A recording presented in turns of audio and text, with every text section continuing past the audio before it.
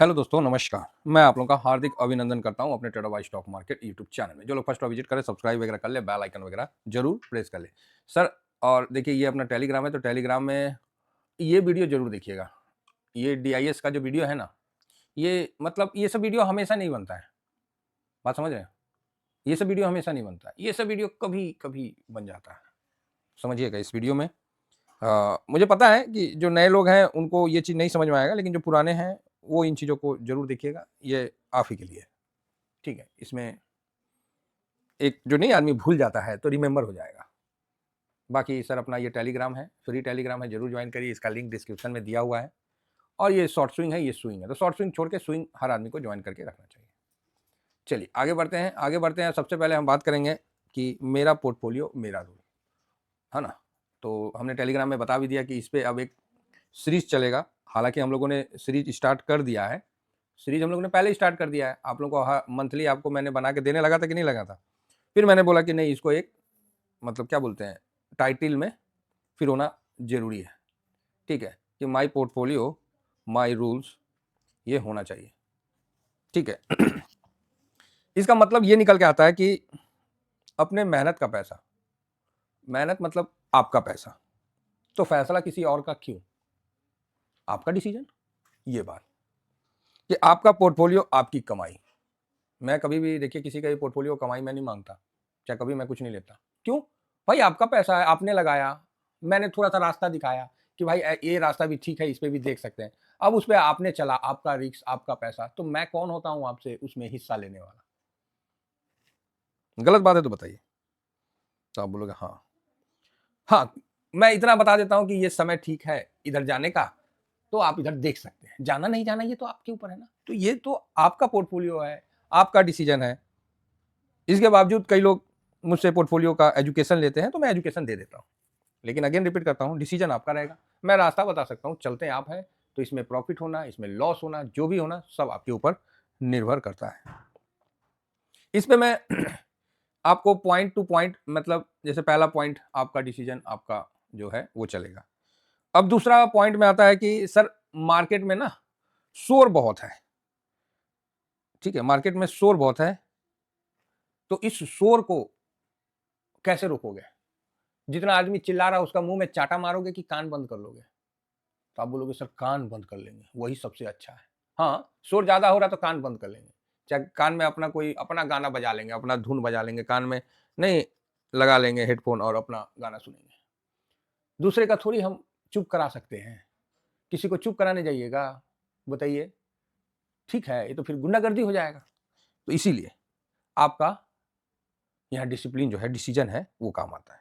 Market में शोर बहुत है, और इस शोर को आप खुद अपने आप को रोक के खत्म कर सकते हैं। मतलब अपने डिसिप्लिन से चल के आप इसको रोक सकते हैं। समझ गए? दूसरा पॉइंट क्या है कि आपका डिसिप्लिन जो है, ये मार्केट को, शोर को दरकिनार कर देगा।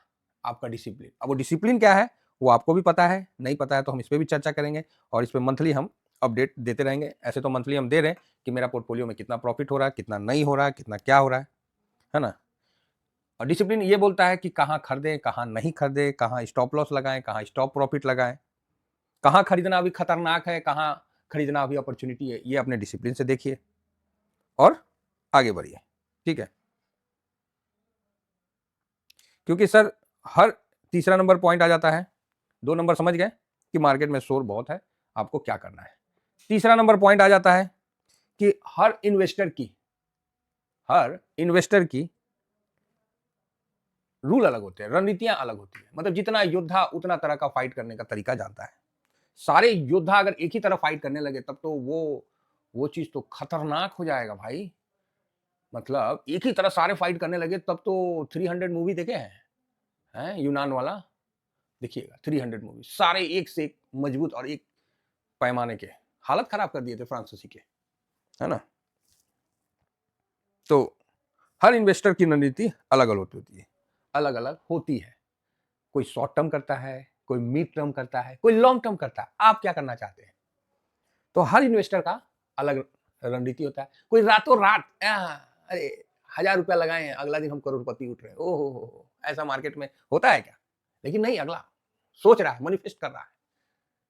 पता चला 1000 भी गवा के बैठ गया, ठीक है। तो अपना अपना रणनीति होता है। कोई इसी मार्केट में आता है कि सर 1 लाख रुपया लेके आ रहे, 5 लाख रुपया लेके आ रहे, हम 1 करोड़ बनाना चाहते हैं, कोई बता दीजिए ना कोई तरीका। उस व्यक्ति और उसके थॉट को देख के ना मुझे अपने थॉट पे भी ना थोड़ा सा सावधान होना पड़ता है, और मैं अपने डिसिप्लिन में आ जाता हूँ। मैं एक ही बात बोलता हूँ, नहीं बनेगा, जाओ, नहीं बनेगा, आपका हम डिमांड पूरा नहीं कर सकते, नहीं होगा, हमसे ना हो पाएगा भाई। हाँ, हम इसमें जोश दिखाते हैं ये बोलने में कि हमसे ना हो पाएगा, क्योंकि मैं उनका बीमारी अपने माथे क्यों लूं? सिंपल सी बात है। मैं यहां हिम्मत दिखाता हूं, मैं यहां ताकत दिखाता हूं, और मैं बोल देता हूं कि भाई हमसे ना हो पाएगा, आप देख लो कहीं और। तो ये सिंपल सी बात है कि अपना डिसिप्लिन जो है रोक देता है। तो हर इन्वेस्टर का अपना अलग रणनीति होता है। तीसरा नंबर पॉइंट हो गया, जिसमें आप देख सकते हैं कोई लॉन्ग टर्म खेलता है, कोई मिड टर्म, कोई शॉर्ट टर्म। मेरे जैसे लोग तीनों टर्म खेलते हैं। चलिए चौथा नंबर में क्या है आपको माई पोर्टफोलियो माई रूल में, कि रिस्क मैनेजमेंट। तो आप बोलोगे हाँ, रिस्क मैनेजमेंट सर बहुत जरूरी है किसी भी पोर्टफोलियो को बनाने में। तो रिस्क मैनेजमेंट का क्या मतलब समझते हैं? तो सबसे पहला हम लोग रिस्क फ्री हो जाते हैं कि हम लोग इंडेक्स में ट्रेड करते हैं, जहां डेली का पता चलता है कि एफआईएस कितना खरीदा, डीआईएस कितना खरीदा, प्रो कितना खरीदा, पब्लिक कितना खरीदा, और न्यूज में चीख चीख के एनएससी भी डाटा निकाल निकाल के देता है। कोई स्टॉक का इतना नहीं देता है, ठीक है, हिसाबे से देता है। कोई स्टॉक में ये नहीं बताएगा कि आज एफआईएस इतना खरीदारी किया, आज एफआईएस इतना बिकवाली किया, आज ये किया वो किया, कोई नहीं बताएगा। ना कोई उसका डेली पोजीशन बताएगा, उसका तो क्वार्टरली आएगा। तो अब आप बताइए रिस्क कहाँ है? इंडेक्स में रिस्क है कि क्वार्टरली वाले में रिस्क है? 90 दिन वाले में रिस्क है कि सर डेली वाले में रिस्क है? तो आप बोलोगे सर 90 दिन वाले में। तो भैया ये तो बच्चा भी बोल देगा। तो इसलिए हमने रिस्क को कंट्रोल करने के लिए क्या किया कि स्टॉक से निकल के इंडेक्स में आया। इंडेक्स में ईटीएफ के माध्यम से हम इन्वेस्ट करें, एक्सचेंज ट्रेडिंग फंड। बड़े नए नए अब बहुत सारे लोग ईटीएफ के बारे में आ गए, नहीं तो पहले बहुत कम लोग थे। अब तो भैया जिसका मिलियन मिलियन सब्सक्राइबर है ना, वो ईटीएफ के बारे में बोलता है। पहले खूब ऑप्शन चेन दिखाता था, अब जो पोर्टफोलियो दिखाता है तो ईटीएफ का पोर्टफोलियो दिखाता है। समझ रहे बात? हाँ, समझ गए होंगे। चलिए, अच्छा बात है। उन्होंने रिस्क मैनेजमेंट कर लिया और लोगों को रिस्क में डाल दिया। उन्होंने अपना रिस्क मैनेजमेंट कर लिया और लोगों को रिस्क में डाल दिया।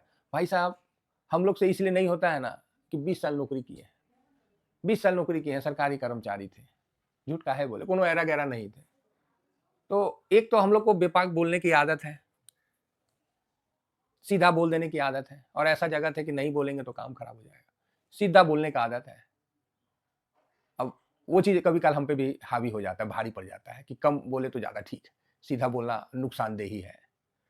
तो आप समझ रहे हैं कि रिस्क मैनेजमेंट क्या है, कि अपना आप मैनेज कर लिया, लोगों को रिस्क में छोड़ दिए, ये गलत है सर, हमेशा गलत है। आप अपने ईटीएफ का पोर्टफोलियो बना लिया, लोगों को ऑप्शन चेन, हेन तेन स्ट्रेटजी, बटरफ्लाई तो कपार फ्लाई तो ये तो वो सब समझाते रहे, option chain, theta DK beta है, क्या है? आपने तो उसमें 3x 4x 5x पता नहीं कितने एक्स डाल दिए, और लास्ट में पोर्टफोलियो दिखाए तो किसका दिखाए? ईटीएफ का दिखाए। अरे भाई, पहले दिन से उसमें रहते ना। चलो लेट आए दुरुस्त आए, अच्छा है, जितने बड़े बड़े लोग आते हैं तो ईटीएफ का प्रचार होता है। अब तो बहुत लोग आ गए हैं अब तो। और ऐसे भी हम ईटीएफ का जब चैनल शुरू किया था ना, सोचे थे कि 500 लोग रहेंगे, बस आराम से हंसते खेलते चलते रहेंगे, ठीक है। क्योंकि थोड़ा सा आदमी को डिस्कशन करने का भी एक जगह होना चाहिए ना, एक मंच होना चाहिए ना। क्या है कि अकेले आप नहीं डिस्कस अपना चीज होगा ना, तो फिर आप कोई ना कोई गलत काम में फंस जाइएगा, कोई ना कोई गलत चीज में फंस जाइएगा। आप या तो अच्छा काम करिए, या तो कुछ नहीं करने का संकल्प लेकर खड़े रहिए, नहीं तो बुरा काम तो आपसे ऑटोमेटिक हो जाएगा। ये प्रकृति का नियम है।